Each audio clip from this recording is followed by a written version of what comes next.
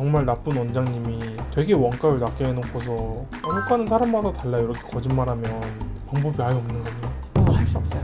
못해요. 양심을 믿는 수밖에 없어요. 부작용이 일어났을 때 그거를 환자의 생활 습관 탓으로 돌리는 게 거짓말인 경우가 있잖아요. 그거를 알 수가 없죠. 강요하면 좀 의심해봐야 될 것 같아요.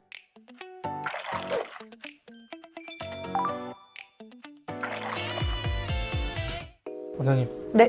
이번 편은 주제가 조금 무겁습니다. 저희가 피부과를 갔을 때 원장님이 그러시진 않겠지만 대부분의 원장님들이 하실 수도 있는 거짓말이 뭐가 있을지에 대해서 한번 얘기를 해보려고 해요. 거짓말. 네. 일단 첫 번째부터 단도직입적으로 여쭤볼게요. 네. 원장님들이 자주 할 수도 있는 가장 나쁜 거짓말들이 뭐가 있을까요?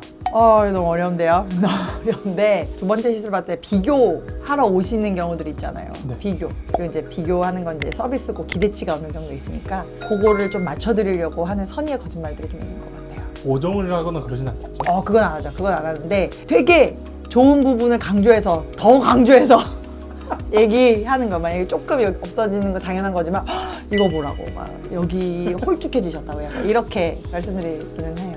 가장 나쁜 거짓말 치고는 귀여운데요? 네. 그럼 이제 두 번째로 의학적으로 네네. 물론 사람마다 다 다르겠지만 네. 효과 있을 겁니다 라고 말하는 것 중에 거짓말인 경우가 있을까요? 받는 사람에 따라서 좌우되는 그게 너무 커요. 근데 진짜로 효과가 나타나야 되는데 안 나타나는 경우도 있어요. 네, 있어요.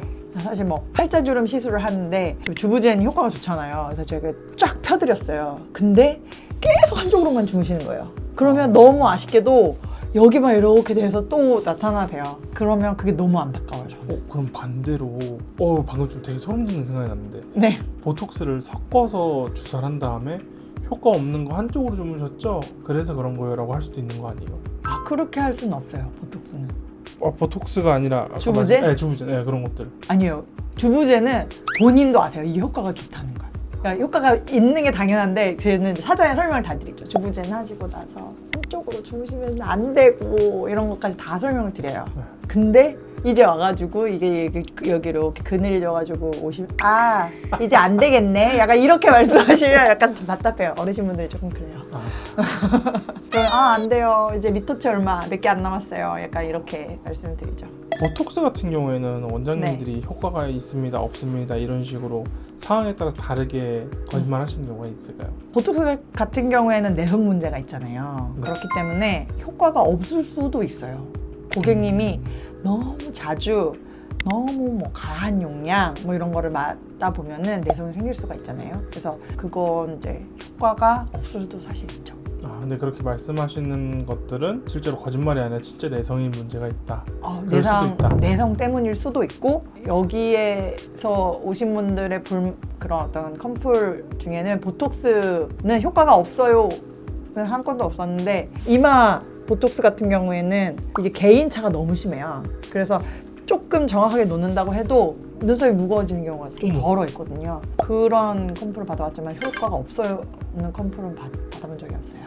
제가 이제 찾아봤을 때 주베룩이나 리쥬란을 맞고서 볼이 빵빵해지는데 병원에서 아무것도 아니에요 라고 하는 얘기를 했다고 들었어요. 근데 사실 주베룩, 리쥬란은 콜라겐을 생성하는 시술이지 볼륨을 넣는 게 아니잖아요. 네네네. 근데 볼이 빵빵해지는 게 아무렇지 않은 건가요? 일단 볼이 빵빵해졌다에 약간 객관화가 필요한 것 같아요. 왜냐면 어떤 시술을 했을 때 되게 그 부위를 예민하게 받아들이시는 고객님들도 분명히 계세요. 그래서 우리가 전후 사진을 항상 꼭 찍거든요. 그 시술 전 사진을 항상 보관을 하고 그것과 비교해서 지금 사진을 비교해야 되는 거죠. 지금 본인이 빵빵하다고 느끼는 지금의 모습도 같은 조건의 사진을 찍어서 비교해야 되는 거예요. 리쥬라는 그런 경우는 좀 이해하기 조금 어렵고요. 그거는 약간 면역 반응 문제가 아닐까 싶기는 해요. 부어서. 그리고 이게 막 깊숙이 덩어리로 들어가는 게 아니잖아요. 근데 이제 주베룩 같은 경우에는 수화 문제가 좀 있을 수 있죠. 덩어리로 잡혀가지고 정말 더 커졌다. 콜라겐을 생성하기는 해요, 주베룩은.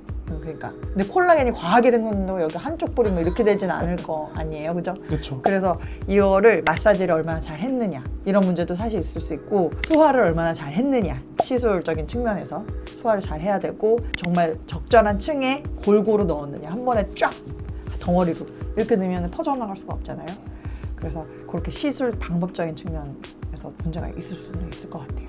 부작용이 일어났을 때 그거를 환자의 생활 습관 탓으로 돌리는 게 거짓말인 경우가 있잖아요. 그러니까 예를 들어서 원장님이 정말 악한 마음으로 되게 막 시술 같은 거 물 엄청 많이 타가지고 효과 없게 막 하고 이랬어요.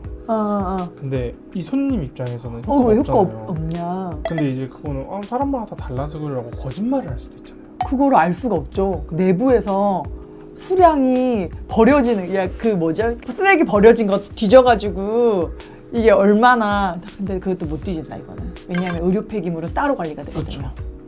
할 수 없어요. 못해요. 양심을 믿는 수밖에 없어요. 저는 주사제 다 제가 만들어요. 다른 사람을 못 믿어. 정말 비싼 시술을 받더라도 그냥 만약에 못할 수 있다? 정말 나쁜 원장님이 되게 원가를 낮게 해놓고서 효과는 사람마다 달라요 이렇게 거짓말하면 방법이 아예 없는 거네요. 장치가 마련된 것들이 사실 있죠. 만약에 뭐 울세라 같은 거는 샷수 인증 옛날에는 그런 거 있었었어요. 지금은 없지만 저 울세라는 그 컴퓨터기 때문에 저장이 돼요. 샷수가 저장이 돼서 그 인증 나 이거 로그 까보자 약간 이렇게 조금 진상이 될 수밖에 없죠. 로그 까요. 내가 몇백 샷 받았는지 기록돼 있을 거 아니에요. 그러면은 20개인가 100개인가가 저장이 돼요. 저게. 그래서 로그 깔 수 있습니다. 그리고 모든 업데이트가 가능한 장비들은 다 로그 됩니다. 그리고 리투오.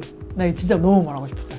리투오가 주황색 껍데기가 들어있는 게 150mg이에요.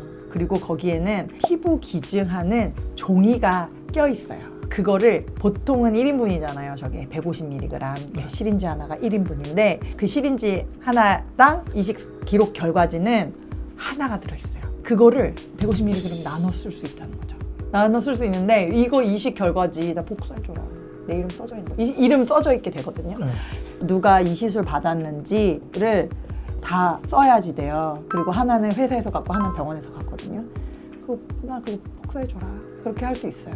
모든 사람이 그래야 돼요. 왜냐면 수량이 맞아야 되면. 모든 그렇죠. 사람이 그렇게 요구를 해야지 그렇죠. 거짓말 못해요. 나눠 쓰는 거 못해요. 그럼 이제 상담할 때 이 네. 시술을 안 하면 더 처짐이 심해져요. 심해져요. 네. 그게 거짓말인지 아닌지 구별하는 방법이 있을까요? 피부과 시술 중에 가격이 높을수록 되게 반드시 필요하다고 느껴지는 건 사실 별로 없거든요. 그러니까 피부과 시술이란 게 미용이잖아요. 그러니까 나는 샤넬을 써도 되고 토니모리를 써도 된다. 이런 거잖아. 나 집에 있는 애기 거 써도 되고 안 써도 된다. 약간 이런 개념이잖아요, 사실은. 그래서 강요하면 좀 의심해봐야 될 것 같아요. 되게 겁주거나 이러면? 네, 겁주거나 현혹되게 만든다거나 이러면 좀 의심해봐야 될 것 같아요. 그러면 이제 다른 거.